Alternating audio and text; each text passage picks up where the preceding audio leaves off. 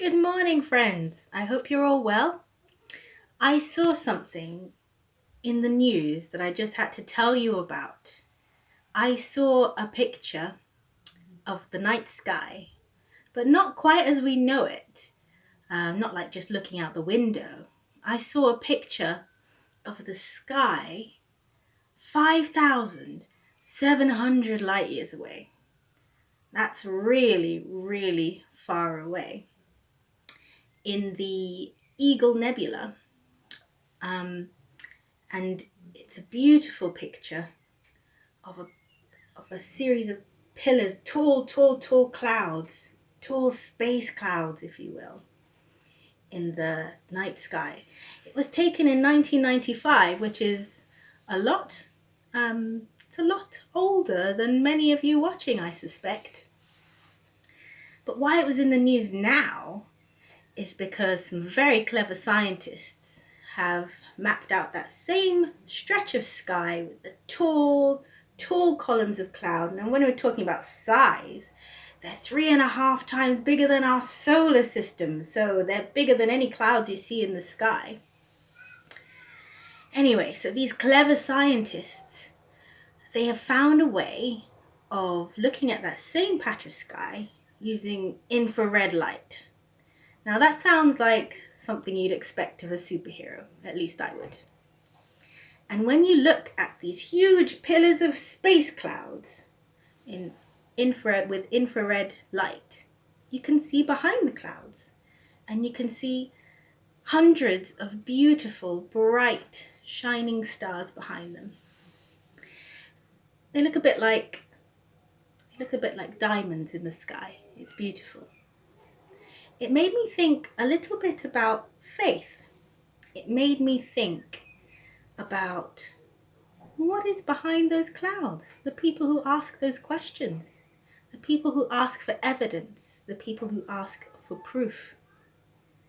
And it made me think about Thomas, one of Jesus's friends, one of the 12 friends who followed Jesus on his journey here on earth. Well, I thought about Thomas because when Jesus rose from the dead, the other 10 of the disciples heard about it first.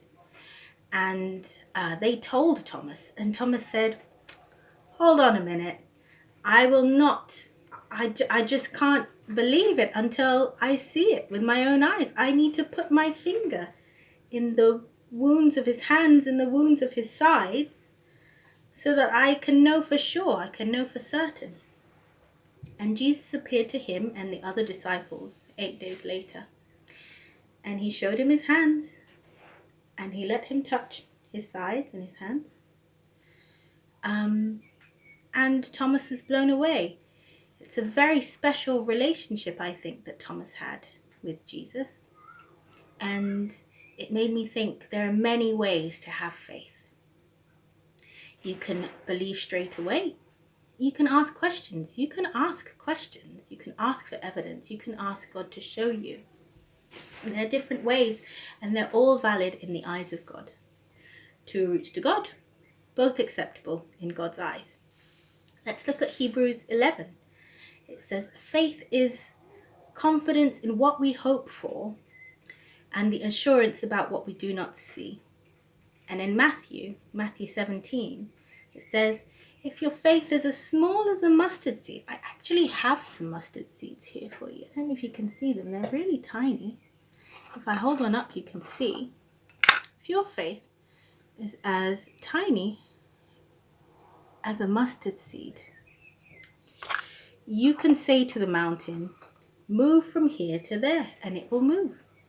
Now, I don't think he was talking about real mountains. I think he was talking about your problems. But nothing will be impossible for you. So today, I'd like to pray for everyone on their faith journey. I'd like to pray that you have the confidence in what you hope for. And I thank God for the clever people who ask questions, who need evidence, like the scientists working at NASA taking beautiful pictures of space, or the researchers looking for a vaccine for COVID-19, wherever you are on your faith journey, how much you believe could be literally as tiny as a mustard seed. I pray that God meets you there. You are blessed and highly favored. Look after yourselves, and if you want to join me for an activity, I'll see you later. Great, so this is the activity for this Sunday. What we're going to do is we're going to be planting some tomato seeds. Now, I don't always have a lot of time, so what I'm going to do is I'm going to use the easiest method that I've found so far. What you will need is a knife, some tomatoes, a trowel, a surface to cut on, a container to grow in. It could be a flower pot with a base for watering and to stop the water from coming out. Or you could do what I've done, which is use an old takeaway container and its lid as a base for planting. You will also need some compost. Show you there. And some water, very important, and some water. Great, so let's begin. First things first, I'm going to scoop up some compost. It's slightly damp, and I'm going to just line my tray with some compost. There you go.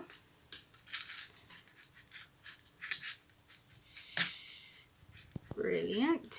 Maybe a little bit more. And now for the cheats way to growing tomatoes. I'm just going to slice it. Please ask a grown-up for help if you need it. I'm just going to slice this tomato so that I get a bit of seed in each slice. And instead of taking them out individually, I'm just going to place the tomato slices in the soil. Yes, you heard it first here. I think I'll just do 2 in here. Then we cover up with some more soil.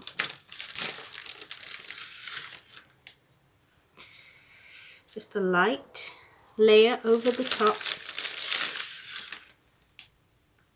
There we go. You can use compost, or you can use soil from the garden if you have one. We don't have one.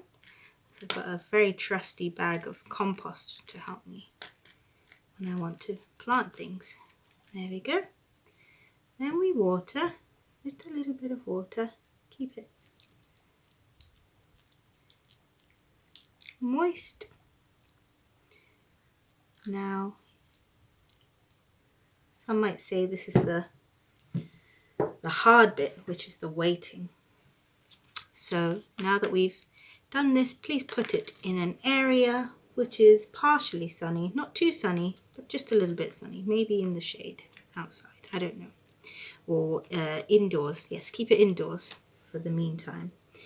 And in about a week, the seeds will start to germinate, and then in about 16 days, you'll see your first sprouts. If you can wait that long, I'll see you in a few weeks, and we can see what we do next with our sprouts. Remember, I don't have my mustard seed on me now. Your faith can be as tiny as a mustard seed, but I do have some tomato seeds on me at the moment, which are very tiny. So it doesn't matter how small your faith is, you plant the seeds of faith and let's watch them grow. In this case, tomatoes, of course. Have a very, very blessed week, and we'll catch up soon. Take care.